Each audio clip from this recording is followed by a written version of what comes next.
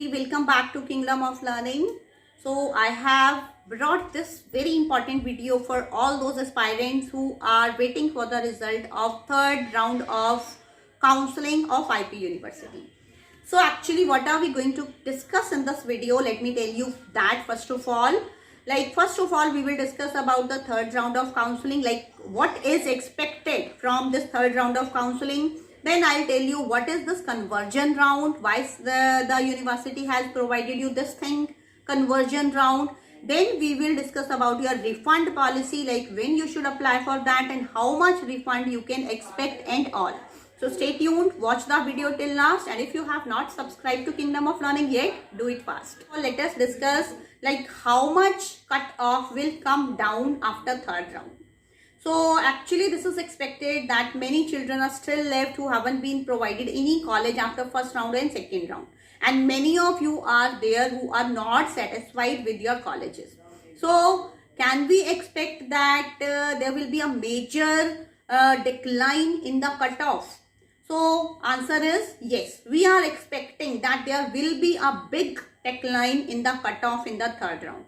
Because generally what happens is those who were satisfied with their colleges, they have freezed their seats in first and second round, so those seats are filled.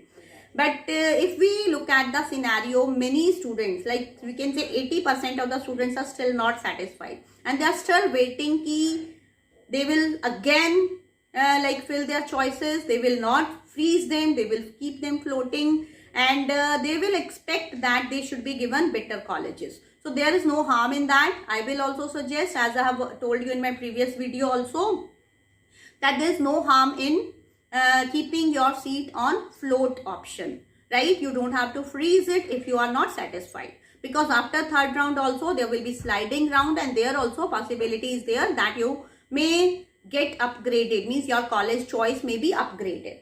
So now we come to the point, like why this conversion round? What is this conversion round actually? So conversion round is introduced by the university. Conversion round actually means that all the students who were from different categories, like some reserved categories were also there, some were like SC, OBC, and minority classes. Then there is outside Delhi, inside Delhi. So in conversion round, actually all the students, all the categories will be converted. Means now all the students will come under general category. So that will be an added benefit for many students, but it may not be so beneficial for reserved category students. So we have to expect that now the university will convert your category. Whatever category you belong to, you will be given same category, you will come under general category. So now again after that you will enter into sliding round. Means in the sliding round no category matters, you all will be general category students. So that will be good also, I think, for those students who were not able to get admission because many seats were reserved for others. So now they will be able to get those seats. So now comes the question, when to get your refund and when to apply for this. So here I want to tell you that if you want to get your fee refunded, means completely refunded, if you are still thinking of upgradation only, then though there is no problem, you will not try to get your fee refunded, because it will automatically be it will be shipped to your new college. But if you want that you don't have any now you don't want to take admission in IP University, then you want that your whole fee should be refunded. So for that I will like to suggest you that if you have any such intention, then before the sliding round, means your sliding round will start after 7th or 8th.